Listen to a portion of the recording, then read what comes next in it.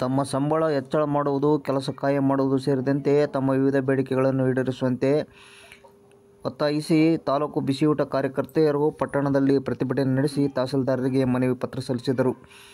ರಾಜ್ಯ ಅಕ್ಷರ ದಾಸೋಹ ಬಿಸಿಯೂಟ ತಯಾರಕರ ಫೆಡರೇಷನ್ ಹಾಗೂ ಎಐಟಿಯುಸಿಯಿಂದ ಹಮ್ಮಿಕೊಂಡಿದ್ದ ಪ್ರತಿಭಟನೆಯ ನೇತೃತ್ವ ವಹಿಸಿದ್ದ ಸಿಪಿಐ ಜಿಲ್ಲಾ ಕಾರ್ಯದರ್ಶಿ ಎಚ್. ಈರಣ್ಣ ಮಾತನಾಡಿ, ತಾಲೂಕಿನ ಅನೇಕ ಶಾಲೆಗಳಲ್ಲಿ ಬಿಸಿಯೂಟ ಕೊಠಡಿಗಳು ಸೋರುತ್ತವೆ. ಅಲ್ಲದೆ ಶಾಲೆಗಳಲ್ಲಿ ಕೆಲಸ ಮಾಡುವ ಬಿಸಿಯೂಟ ಕಾರ್ಯಕರ್ತೆಯರನ್ನು ನಿಯಮಬಾಹಿರವಾಗಿ ಕೆಲಸದಿಂದ ತೆಗೆದುಹಾಕಲಾಗುತ್ತದೆ.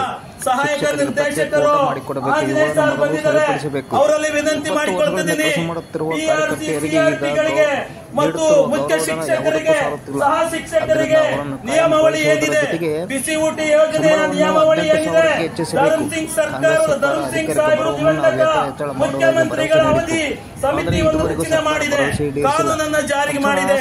ಆಯ್ಕೆ ಯಾರು ಮಾಡಿಕೊಡ್ಬೇಕು, ಆಯ್ಕೆ ಆದ ನಂತರ ಯಾವ ಕಾರಣಕ್ಕಾಗಿ ಬಿಸಿ ಊಟ ಕಾರ್ಯಕರ್ತೆಯರನ್ನ ತೆಗೆದುಹಾಕಬೇಕು ಅಂತೇಳಿ ಮಾನದಂಡ ಇದೆ. ಆ ಮಾನದಂಡಗಳನ್ನ ನಿಯಮವನ್ನ ಪಾಲಿಸಿದ್ರೆ ನಾವು ವಿರೋಧಿಸೋದಿಲ್ಲ. ಯಾವ ಅಧಿಕಾರಿಗಳಿಗೆ, ರಾಜಕಾರಣಿಗಳಿಗೆ, ಜನಪ್ರತಿನಿಧಿಗಳಿಗೆ, ಗ್ರಾಮಸ್ಥರಿಗೆ ಗೌರವ ಕೊಡ್ತಿದೀವಿ. ಆ ಕಾನೂನು ಬಿಟ್ಟು ಮಧ್ಯೆ ಊರು ಮನೆಗೆ ಹೋಗಿ ಕರ್ಕೊಂಡು ಬಂದು ನಾವು ಅವ್ರನ್ನ ತೆಗೆದಾಕ್ತಿವಿ ಬರ್ರಿ ಅಂತ ಹೇಳ್ತಕ್ಕಂತ ಪ್ರವೃತ್ತಿಯನ್ನ ವಿರೋಧಿಸ್ತೀವಿ.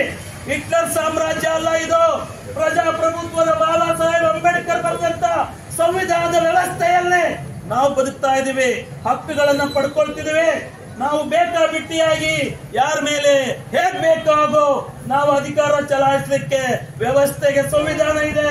ಸಂವಿಧಾನದ ಅಡಿಯಲ್ಲಿ ಕೆಲಸ ಮಾಡದೇ ಇದ್ರೆ ಯಾರೇ ಆಗಿರ್ಲಿ, ಈ ದೇಶದ ಪ್ರಧಾನಿ ಆಗಿರ್ಲಿ, ಶ್ರೀಮಂತ ಆಗಿರ್ಲಿ, ಕೂಲಿಕಾರನಿಗೆ ಒಂದೇ ಕಾನೂನಿದೆ. ಆ ಕಾನೂನನ್ನ ವಿರೋಧಿಸತಕ್ಕಂಥವರಿಗೆ ಧಿಕ್ಕಾರ ಹೇಳ್ತಾ ಇದ್ದೀವಿ. ನಾವೆಲ್ಲರೂ ಅಮಾಯಕ ಮಹಿಳೆಯರು, ಕುಟುಂಬದಲ್ಲಿ ಸಮಸ್ಯೆ ಸಾಮರಸ್ಯಗಳಲ್ಲಿ ಬದುಕುವವರು. ಎಷ್ಟೋ ಕುಟುಂಬಗಳ ತನ್ನ ಗಂಡಂದಿರು ಕೆಲಸ ಮಾಡದೆ ಇವತ್ತು ಮದ್ಯಕ್ಕೆ ವ್ಯಸನರಾಗಿ ಇವತ್ತು ಕಾಲಹರಣ ಮಾಡ್ತಿದ್ದಾರೆ. ಇವರು ಕೊಡುವಂತ ಕಡಿಮೆ ಸಂಬಳದಲ್ಲಿ 3,600 ರೂಪಾಯಲ್ಲಿ ಇವತ್ತು ಕೂಲಿ ಜೀವನ ಮಾಡ್ತಾ ಇದ್ದಾರೆ. 4 ಗಂಟೆವರೆಗೆ ಶಾಲೆಗಳಲ್ಲಿ ಕೆಲಸ ಮಾಡಬೇಕಾಗುತ್ತೆ. ಅದರ ಮಧ್ಯ STM ಕಿರುಕುಳ ಕೊಡ್ತಾ ಇದ್ದಾರೆ. ಅದ್ರ ಮಧ್ಯ ಶಾಲೆ ಹೆಡ್ ಮಾಸ್ಟರ್ಗಳು ಕಿರುಕುಳ ಕೊಡ್ತಾ ಇದ್ದಾರೆ. ಅದ್ರ ಮಧ್ಯ ಪುಡಾರಿ ರಾಜಕಾರಣಿಗಳು ಅವರ ವೈಯಕ್ತಿಕ ರಾಜಕೀಯ ದೇಶಗಳಿಂದ ಕಿರುಕುಳ ಕೊಡ್ತಿದ್ದಾರೆ. ಇದನ್ನೆಲ್ಲ ಸಹಿಸಿಕೊಂಡು ಅಮಾಯಕರಾಗಿ, ಅಸಹಾಯಕರಾಗಿ ಶೋಷಣೆಗೊಳಗಾಗುತ್ತಾ ಮಹಿಳೆಯರ ಸಬಲೀಕರಣ ಬಗ್ಗೆ ಸರ್ಕಾರ ಮಾತಾಡ್ತಾ ಇದೆ. ಮಹಿಳೆಯರಿಗೆ ಮೀಸಲಾತಿ ಬಗ್ಗೆ ಸರ್ಕಾರ ಮಾತಾಡ್ತಿದೆ. ಪಾರ್ಲಿಮೆಂಟ್ ನಲ್ಲಿ 50% ಮೀಸಲಾತಿ ಕೊಡೋದ್ರ ಬಗ್ಗೆ ಇವತ್ತು ನೋಟಿಫಿಕೇಶನ್ ಜಾರಿ ಆಗ್ತಿದೆ.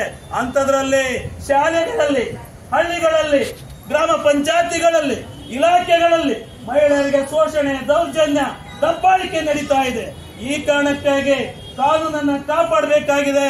ಬಿಒರು ಮತ್ತು ಶಾಲಾ ಆಡಳಿತ ಅಭಿವೃದ್ಧಿ ಸಮಿತಿ ಹೆಡ್ ಮಾಸ್ಟರ್ಗಳಿಗೆ ಮೊದಲನೇದಾಗಿ ಬಿಸಿ ಊಟ ಯೋಜನೆಯ ನಿಯಮಾವಳಿಯ ತರಬೇತಿ ಆಗಬೇಕಾಗಿದೆ. 24 ವರ್ಷಗಳಾದ್ರೂ ಅವರಿಗೆ ಸರಿಯಾಗಿ ಬಿಸಿ ಊಟ ಯೋಜನೆಯ ವಿಧಾನಗಳು ಗೊತ್ತಿಲ್ಲ.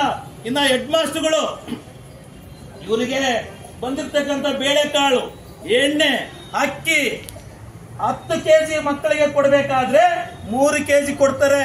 ಅದರಲ್ಲೇ ಮಾಡ್ಬೇಕಂತ ಹೇಳ್ತಾರೆ. ಇವತ್ತು ಕಳಪೆ ತರಕಾರಿ ತರ್ತಾರೆ. ಇವತ್ತು ಬೇಳೆಕಾಳನ್ನ ಕದ್ದು ಮಾರಾಟ ಮಾಡುವಂತ ಶಾಲೆಗಳಲ್ಲಿ ಹೆಡ್ ಮಾಸ್ಟರ್ಗಳು ನಡೀತಾ ಇದೆ. ಇದು ನೇರವಾದ ಆರೋಪ. ನಿಮ್ಮ ಕೈಲಿ ಆಗೋಲ್ಲ ಅಂತ ಹೇಳಿದ್ರೆ ನಾವು ಶಾಲೆಗಳನ್ನ ಗುರುತಿಸಿ